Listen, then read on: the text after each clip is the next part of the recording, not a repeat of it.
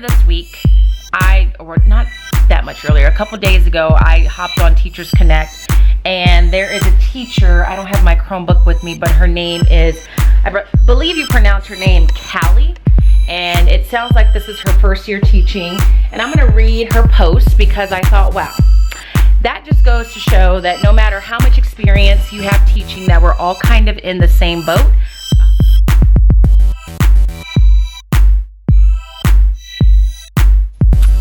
Hey guys, it is Sunday, September the 23rd, and yes, my hair is purple, and I will admit it is much more purple than what I was anticipating. It was purple before, you guys know, but this is much more of a vibrant purple. There is some black in it you can't really see, but this is what you're going to be seeing for the next couple of weeks. So anyway, it's Sunday, and typically I upload a weekly vlog on Sundays that really just captures my whole week and just what my week was like in teaching. If you follow me on Instagram, you know that this was not the best week for me. It was very challenging. It was very upsetting. And this weekend I really just had to prioritize. I have parent-teacher conferences that start next week, and when I left work on Friday right away to go get my hair done, I was nowhere near prepared for conference week, and so I spent all of my day yesterday just making sure I'm ready for that. And Saturdays are typically the days where I would edit the video or the vlog so that it could be uploaded on Sunday, and I didn't get a chance to do that. I had to prioritize and make sure that was taken care of.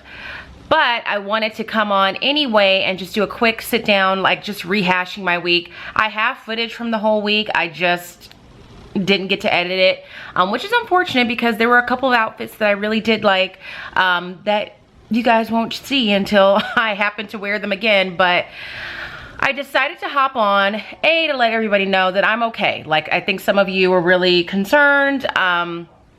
I'm okay. I've just been really stressed, and it just got to the point this past week where I really questioned whether or not I even wanted to continue teaching, if this is something that I'm meant to do, asking myself how much longer can I do this, because I had just gotten to that level of frustration. And the frustration for me is,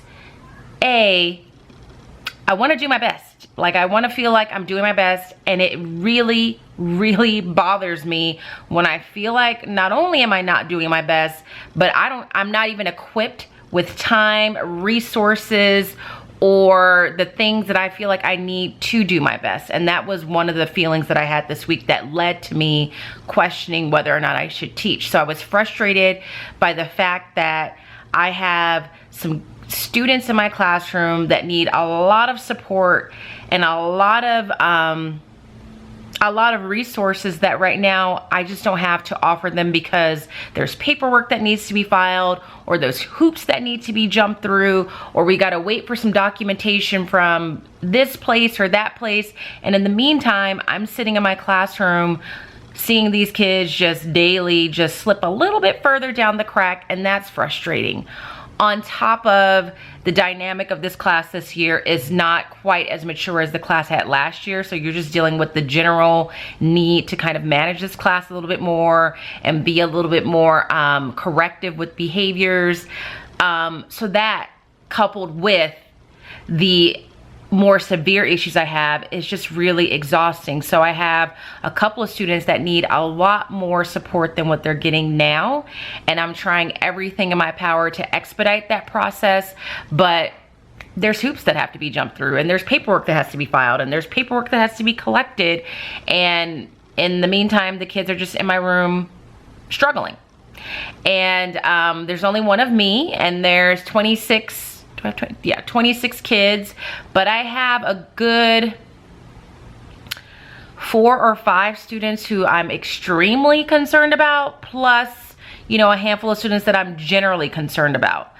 So my frustration is just feeling like I can't can't do this. And like people would tell me, there's only so much you can do. And I understand that statement, but that feels terrible just to be like, well, I can't help you. Like, there's only so much that I can do. So you just sit at your desk over there and continue to not understand because there's only so much I can do. And so that's frustrating. There's that. That made the week difficult, plus the feeling that my life currently is unbalanced. So I'm obviously working Monday through Friday. At this point, I can't even really say I get that excited when the weekend comes, because on the weekend, I'm just working. I'm working to prepare for the upcoming week. And so I've just been in this perpetual state of catch up, like feeling like I'm just trying to get caught up. And instead of thriving as a teacher and being proactive as a teacher right now, I feel like I'm surviving and reacting as a teacher, and that's never really a state that I want to be in for an extended period of time. I get that you're gonna be like that, you know, every now and then, but I don't wanna be like that all the time, and I've felt like that was how I was feeling all the time. So, earlier this week, or not that much earlier, a couple days ago, I hopped on TeachersConnect, and there is a teacher, I don't have my Chromebook with me, but her name is, I believe you pronounce her name Callie, and it sounds like this is her first year teaching, and I'm gonna read her post because I thought, wow, that just goes to show that no matter how much experience you have teaching, that we're all kind of in the same boat. Her and I are kind of in the same mental state right now. So I'm gonna read, I'm gonna read her question and then just give you the gist of what my response was. So it says, hi all, I'm a first year secondary education teacher. I love my job and my students, but I'm having a very hard time balancing it all between creating all new lessons, department planning, individual planning, grading all the things, meetings, IEP meetings, parent meetings, school events, and much, much more. I am slowly sinking. With all of this being said, how do you do it all?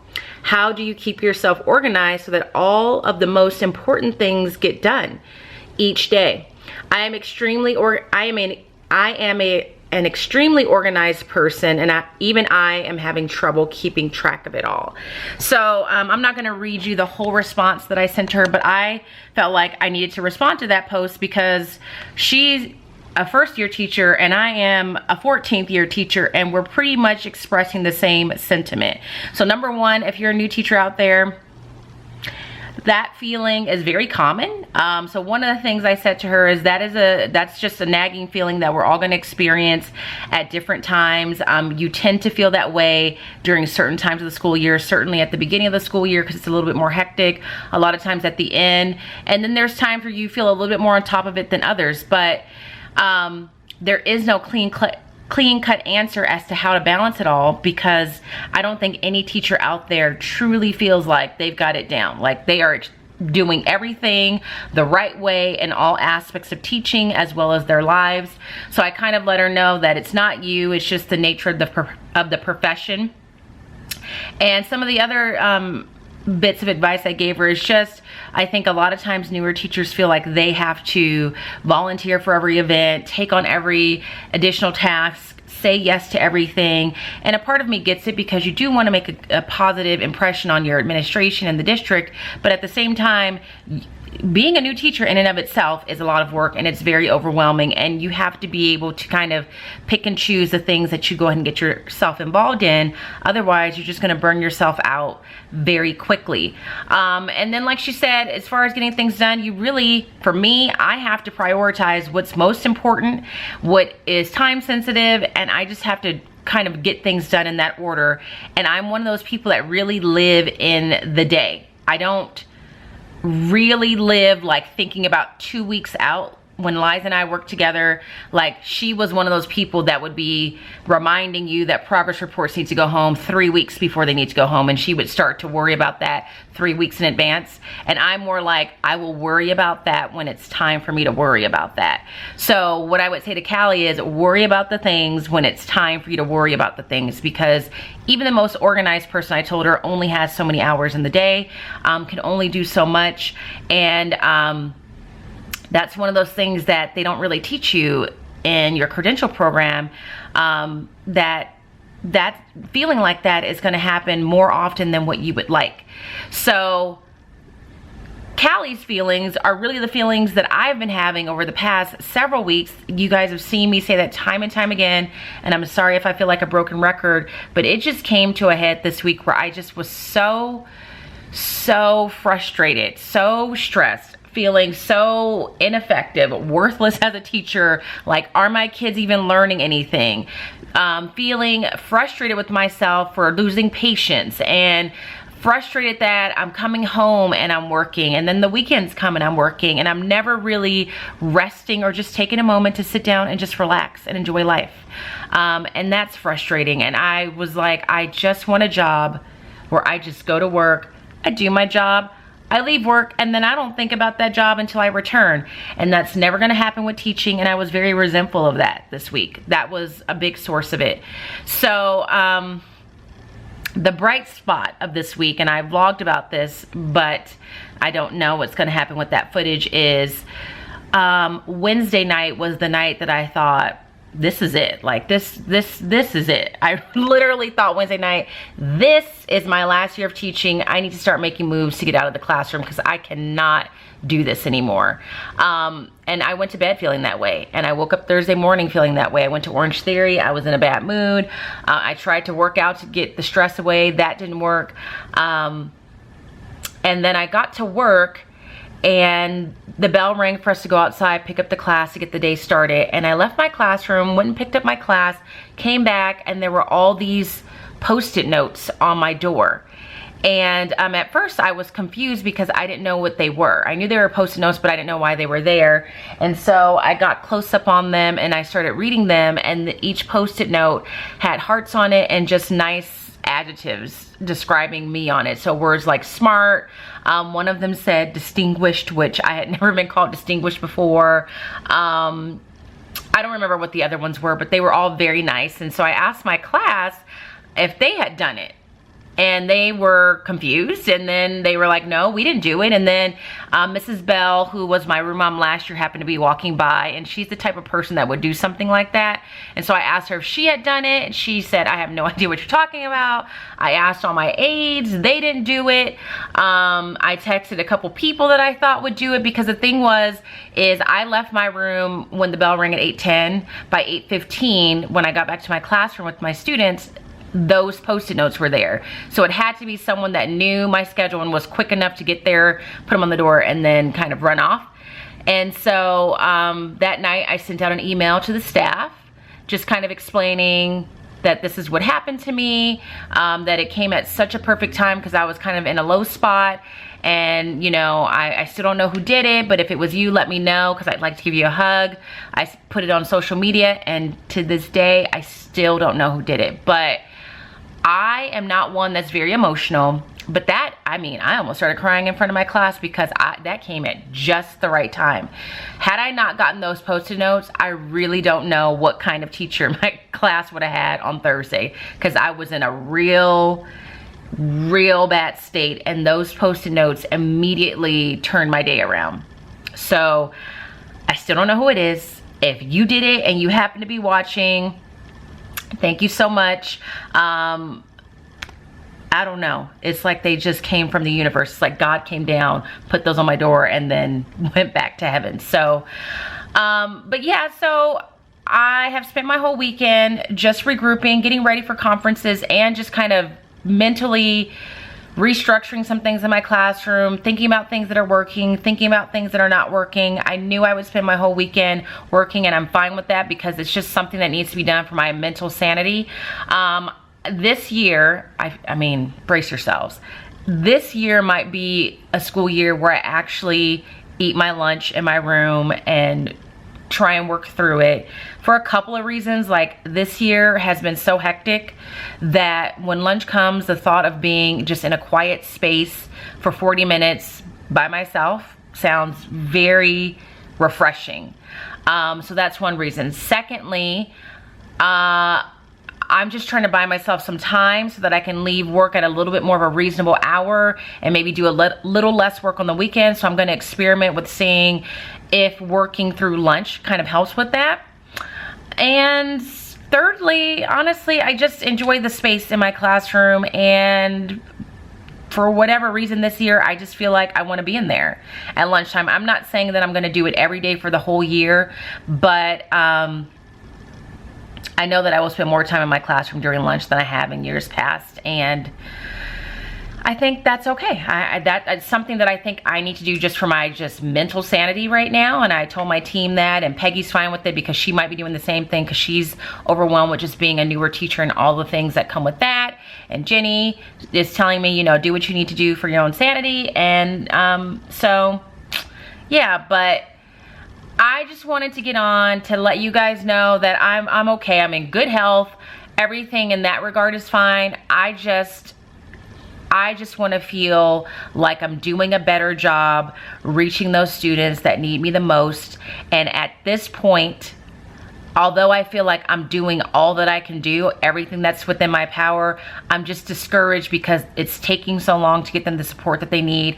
And there's a part of me that's not 100% sure that at the end of the day, they're going to get everything that they need. And I think for those people that are like the support services or not working with those kids on a day-to-day basis, it's much easier just to say, LaTanya, don't worry about it. There's only so much you can do, because they're not seeing those kids every single day in the middle of a lesson looking just completely lost, not being able to read, not being able to access grade level material. I'm seeing that.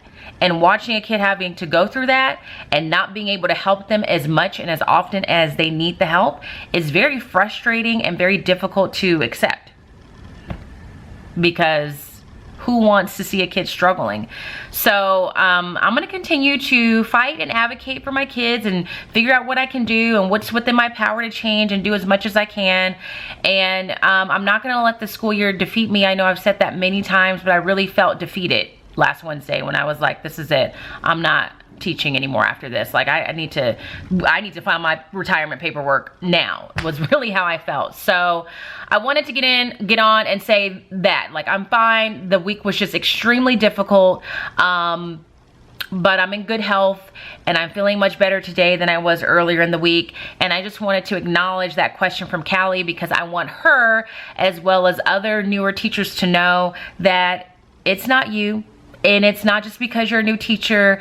It is because this job is super, super demanding. And one of my friends that I've met through YouTube, Annalita, she has kind of switched gears as far as what she's doing. She said something in one of her latest videos where she was saying teaching is such an emotional job. And I hadn't really thought about it like that before, but it is.